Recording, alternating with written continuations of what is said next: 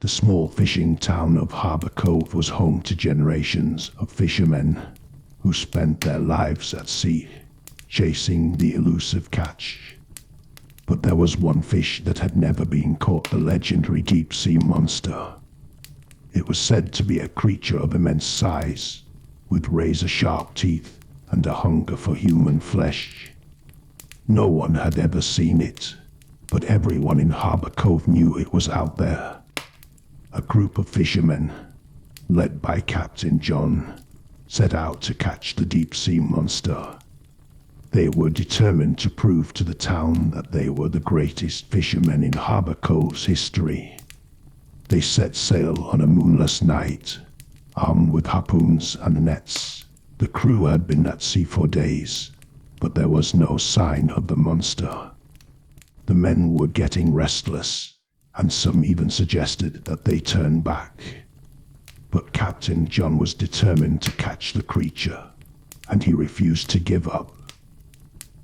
As the sun rose on the fifth day, the crew spotted a massive shadow in the water.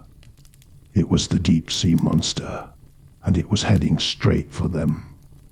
The crew panicked and scrambled to get their harpoons and nets ready. But it was too late.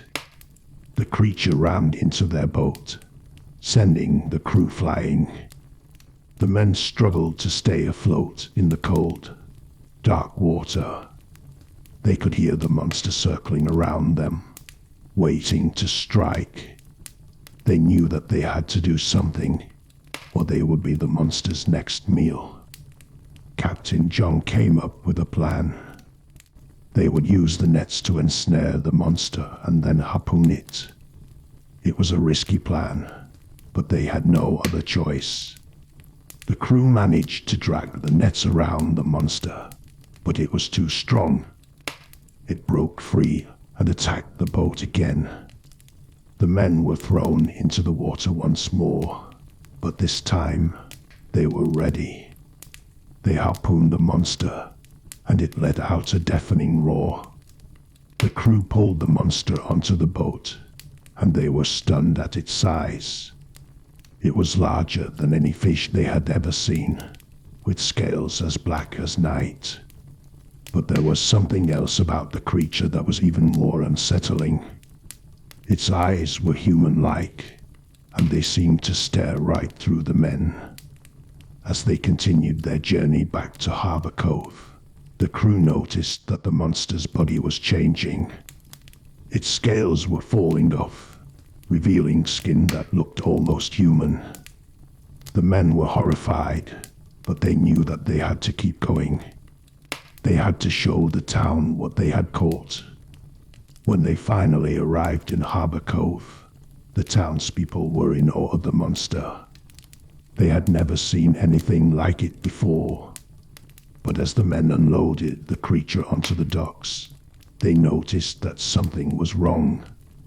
The monster was moving, and it was alive. The men tried to run, but it was too late. The creature had come back to life, and it was hungry.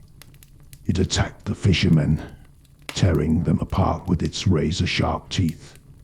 The town was in chaos as the monster rampaged through the streets, devouring anyone in its path. No one knows what happened to the deep-sea monster after that night.